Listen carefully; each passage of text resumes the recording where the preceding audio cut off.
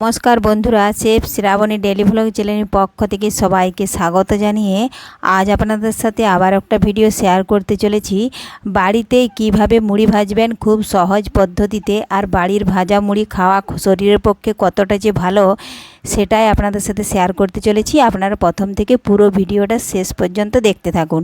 ভালো লাগলে একটা লাইক দিয়ে পাশে থাকুন ও বন্ধুদের সাথে শেয়ার করে দিন। তো দেখুন বন্ধুরা, আমি হাঁড়িতে চাল ভিজিয়ে নিয়েছি। আর এই দেখুন, এই চালটা কিন্তু খুব তাড়াতাড়ি ভিজে না, একটু এই জন্য ভিজতে দিতে হয়েছে, কারণ সব চাল সমান হয় না। কোনো চাল তাড়াতাড়ি ভিজে যায়, কোনো চাল কিন্তু ভেজাতে হয় না, ধুয়ে করে লবণ মাখিয়ে নেওয়া হয়। বিভিন্ন রকম চাল কিন্তু বিভিন্ন রকমের হয়ে থাকে। দেখুন, চালটা আমি বেশ কিছুক্ষণ ভিজিয়ে নিয়েছি। এখন 2 থেকে 3 বার কিন্তু চালটা ধুয়ে জলটা আমি ফেলে দেব। তার আগে যদি কোনো বন্ধু আমার চ্যানেলে নতুন হয়ে থাকেন, চ্যানেলটি সাবস্ক্রাইব করে বেল আইকন হলে সেট করে দিন সবার প্রথমে আমার রেসিপি পেতে। তো দেখুন বন্ধুরা, এইভাবে জলটা কিন্তু একবার ফেলে দিয়েছি। এখন আমি আবারও একই পরিমাণ জল দিয়ে দেখুন আবারও হাত দিয়ে মেখে নেব। এই দেখুন, জল ঢেলে দিচ্ছি। এইভাবে 2 থেকে 3 বার ধুয়ে যদি জলটা আমরা ফেলে দিই, তাহলে মুড়িটা কিন্তু আমাদের খুবই পরিষ্কার হয়, খেতেও ভালো লাগে। আর আপনারা যারা অনেক সময় মেশিনের মুড়ি খেয়ে থাকেন, মুড়িটা দেখতে সুন্দর কিন্তু খেতে অতটা ভালো লাগে না, আর খাওয়া কিন্তু ভালো নয়, কারণ ওরা কিন্তু এই পদ্ধতিতে চালটা ধুয়ে পরিষ্কার করে না। আর আমরা বাড়িতে যে চালটা ভেজে খাই সেটাই কিন্তু মেশিনে ভাজা হয়, আর ওদের পক্ষে কিন্তু মেশিনে এইভাবে কিন্তু চালটা ধুয়ে পরিষ্কার করা সম্ভব নয়, যেহেতু ওরা অনেক মুড়ি ভাজে, বাইরে বাইরে ট্রাক ট্রাক মুড়ি চালান যায়, এই জন্যে ওদের কিন্তু এটা সম্ভব নয়। ওরা লবণ জল গুলে রেখে, লবণ জল মিশিয়ে রেখে তারপরে ওরা কিন্তু অনেক চাল একসাথে লবণ জল ছিটিয়ে লবণটা মাখিয়ে নেয়।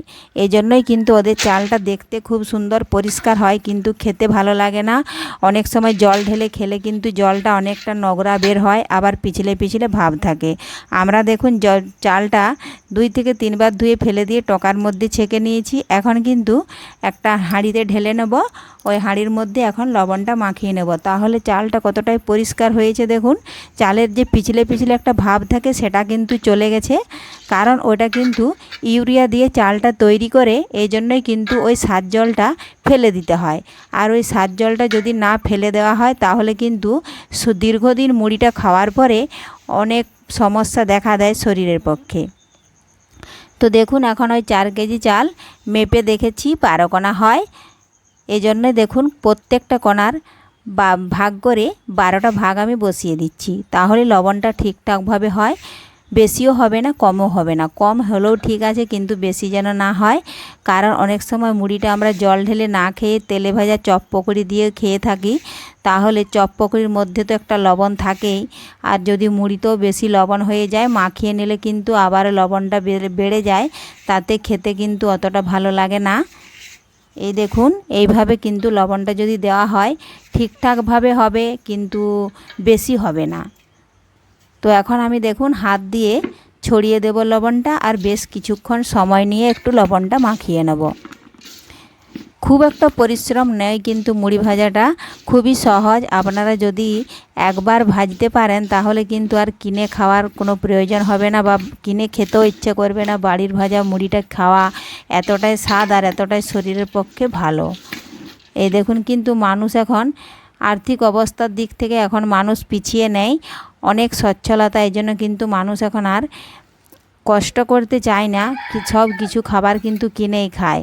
কিন্তু বাইরের খাবার কিনে খাওয়া যে শরীরের পক্ষে কতটা ভালো, আর বাড়ির খাবার বানিয়ে খাওয়া যে শরীরের পক্ষে কতটা ভালো, সেটা কিন্তু মানুষ বুঝতে পারে না।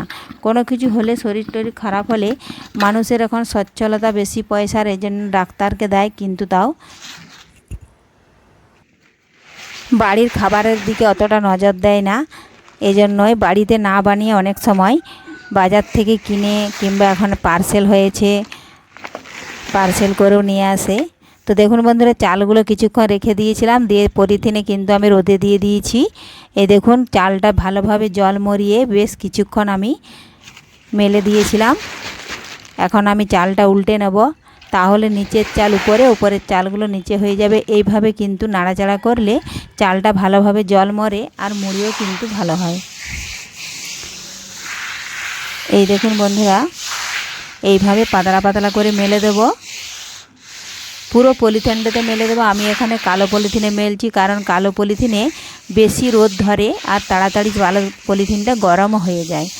অন্যান্য কালার পলিথিন আছে, সবুজ, লাল, নীল আছে, কিন্তু ওগুলোতে কিন্তু তাড়াতাড়ি চালটা জল মরে না বা শুকনো হয়ে যায় না, ওগুলোতে সময় লাগে। এই জন্যই আমি সবসময় কালো পলিথিনে দিই। আপনারাও পারলে কালো পলিথিনে দেবেন। এই কালো পলিথিনটা কিন্তু যে কোনো স্টেশনারি দোকানে আপনারা পেয়ে যাবেন। এই দেখুন আমি পাতলা পাতলাভাবে মেলে দিয়েছি। কোথাও পুরো, কোথাও যদি পাতলা হয়ে যায় তাহলে কিন্তু যেখানে পুরো দেওয়া হবে বা ঘন থাকবে সেখানে কিন্তু জলটা ভালোভাবে মরবে না। এই জন্য এক সমানভাবে মেলতে হবে। এখন মেলে দিয়ে আমি আবারও কিছুক্ষণ নিচে চলে যাব, অন্যান্য আবার কাজ করে সেরে নেব। আবার কিন্তু 5 মিনিট পর আবারও আসব, তাহলে উপরের চালগুলো ভালোভাবে শুকিয়ে যাবে। নিচের চালগুলো আবারও কিন্তু আমি উলট পালট করে দেখুন মেলে দিয়েছিলাম, আর দেখুন নিয়ে এসেছি ছাদ থেকে। আজকে কিন্তু পুরো সারাদিন সারা রাত রেখে দেব এইভাবে, কারণ একদিন যদি রেখে দিই তাহলে মুড়িটা এতটাই ভালো হয় যে আপনারা কল্পনাও করতে পারবেন না। সঙ্গে সঙ্গে যদি শুকিয়ে মুড়িটা ভাজা হয় তাহলে অতটা মুড়ি হয় না। একদিন যদি মাঝখানে রেখে দিই তাহলে কিন্তু পরের দিন ভাজলে মুড়িটা ভালো হয়। এই দেখুন চালটা কিন্তু আমি আবারও পরের দিন মেলে দিয়েছি। এইভাবেই কিন্তু মেলা থাকবে। তারপরের দিন দেখুন কুড়িয়ে নিয়েছি। এ দেখুন কুড়িয়ে এনে আর চাল নাড়তে শুরু করে দিয়েছি উনুনটা ধরিয়ে। এই দেখুন এইভাবে বেশ কিছুক্ষণ একটু লোহার কড়াইটা গরম হলে চালটা গরম হয়ে যাবে। গরম হয়ে গেলে নামিয়ে নেব, কারণ লোহার কড়াইটা তাড়াতাড়ি গরম হয়। আর এখন তো মুড়ি ভাজা খুবই সহজ, কারণ আগেকার দিনের মা ঠাকুমারা মাটির খোলাতে চাল নাড়তো আর মাটির খোলাতেই কিন্তু মুড়িটা ভাজতো। তাতে কিন্তু অনেক সময় ভয়ও ছিল, কেননা মাটির খোলায় চাল নাড়তে নাড়তে দেখতাম অনেক সময় ভেঙে যেত, উনুনের মধ্যে চাল পড়ে যেত, মুড়ি ভাজতে ভাজতেও কিন্তু ফেটে যেত। এই সমস্যাগুলো দেখা দিত। কিন্তু এখন তো আর মাটির কড়া, মাটির খোলা নেই, মুড়ি ভাজা খুবই সহজ, তাও কিন্তু এখন মানুষ ভাজতে চায় না।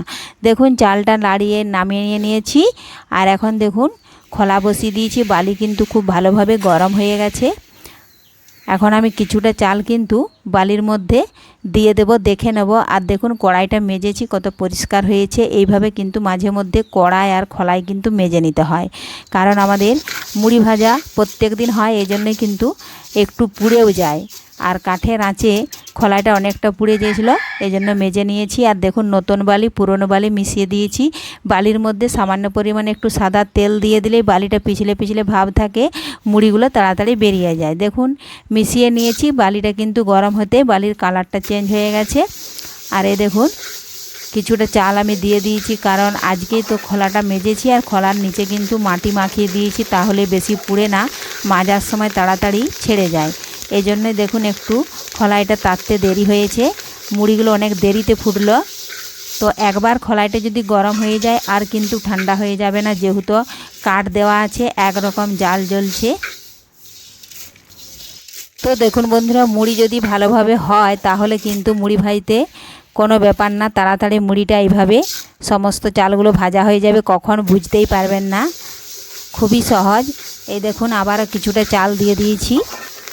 এইভাবে নাড়াচাড়া করে দেখুন মুড়িটা আমি ভেজে নিচ্ছি। এই দেখুন আমিও কিন্তু আগে মুড়ি ভাজতে পারতাম না, দেখে করে শেখা, এটা কোনো শিখে আসতে হয় না কোথা থেকে। মুড়ি ভাজা দেখলেই কিন্তু ভাজতেই মন যায়, এইভাবে শিখে গেছি। এই দেখুন এই পদ্ধতিতে আমি সমস্ত মুড়িগুলো ভেজে নিয়েছি। তো আপনাদের আজকের এই মুড়ি ভাজার ভিডিও ভালো লেগে থাকলে লাইক, শেয়ার, কমেন্ট করতে অবশ্যই ভুলবেন না বন্ধুরা। এখন আমি একটা চালনি দিয়ে সমস্ত মুড়িগুলো চেলে দেখুন বস্তার মধ্যে কুড়িয়ে নেব। আর দেখুন একটা চট বিছিয়ে দিয়েছি, তাতে কিন্তু চোয়া মুড়ি, ছোটো মুড়ি ওগুলো কিন্তু গলে যাবে। আর ভালো ভালো মুড়িগুলো কিন্তু দেখুন আমি ভেজে নেব। তো 4 কেজি চালেই দেখুন আজকে কতগুলো মুড়ি হচ্ছে সেটাই আপনাদেরকে দেখাচ্ছি। ধন্যবাদ। মুড়িগুলো এখন আমি কুড়িয়ে নেব। আর ভিডিওটা আজকের মতো এখানেই শেষ করছি। ফিরে আসবো আবারও, দেখা হবে পরের ভিডিওতে।